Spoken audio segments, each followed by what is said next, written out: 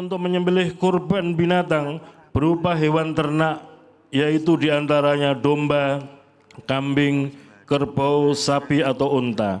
Yang dikorbankan adalah binatang. Ini mengandung setidaknya dua makna. Yang pertama, sifat-sifat kebinatangan yang terdapat dalam jiwa manusia harus dikorbankan dan disembelih. Dan yang kedua, jiwa dan perbuatan seseorang harus dilandasi dengan tauhid, iman dan takwa. Sangat banyak sifat kebinatangan yang terdapat dalam diri manusia.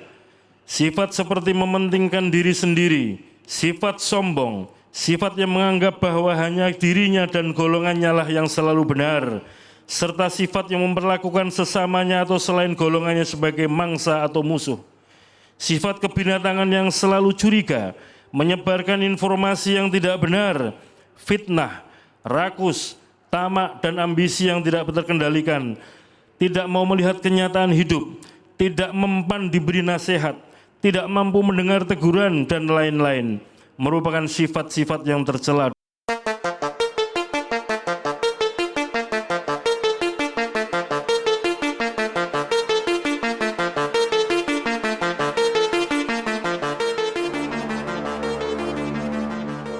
Audit forensik YKPU oleh M. Rizal Fadilah, pemerhati politik dan kebangsaan.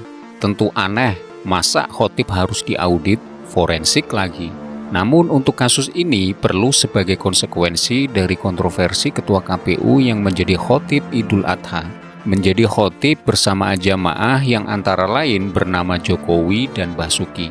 Bisa-bisanya Ketua KPU bersama orang yang berkepentingan dalam Pilpres kemarin dan Pilkada esok. Kepentingan Gibran dan Kaisang putra Jokowi. Sorotan kepada sang khotib yang berkhutbah tentang penyembelihan sifat hewan yang melekat pada insan ini tentu masih relevan karena penyembelihan hewan kurban belum berakhir waktunya. Sementara konteks ritual haji adalah hari pelemparan jumroh, baik ula, wusto, maupun akobah.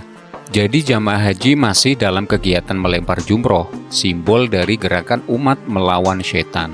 Ketua KPU Hasyim Asy'ari belum clear dari tuduhan bermain curang untuk menyukseskan dinasti Jokowi, ditambah kasus pribadi yang terkait aspek moral. Semua ini masih menjadi perbincangan publik. Sebentar lagi ia akan menjadi hakim pilkada serentak yang di dalamnya terselip anak, mantu, dan kerabat Jokowi. Apakah sholat Idul Adha bersama di Baitur Rahman Semarang itu bagian dari kerja ala mafia berbungkus agama? Untuk menjawab pertanyaan tersebut, maka perlu audit forensik. Di samping itu, kepentingan audit juga berkenaan dengan pertama, siapa yang meminta agar khotib Idul Adha di Masjid Baitur Rahman adalah Ketua KPU? Adakah agenda lama atau dadakan? Jika mendadak, siapa yang digantikan sebagai khotib? Bagaimana peran istana dalam proses penyingkiran? Kedua, jika tugas khotib merupakan permintaan jamaah atau pengurus masjid, apa reputasi Ketua KPU sebagai khotib memadai? Fahamkah akan resiko mengundang Ketua KPU sebagai khotib? Secara syar'i khotib memenuhi syarat atau tidak? Atau ada rekayasa persyaratan seperti halnya otak-atik persyaratan Ananda Gibran? Ketiga, masalah pembiayaan, adakah kehadiran khotib komisioner itu dibiayai jamaah atau masjid atau khotib yang bayar atau berkorban? Semoga tidak ada gratifikasi untuk tampilan Ketua KPU bersama Presiden, Menteri, dan pejabat daerah lainnya itu. Bila ada, maka itu masuk kategori korupsi dan penodaan agama.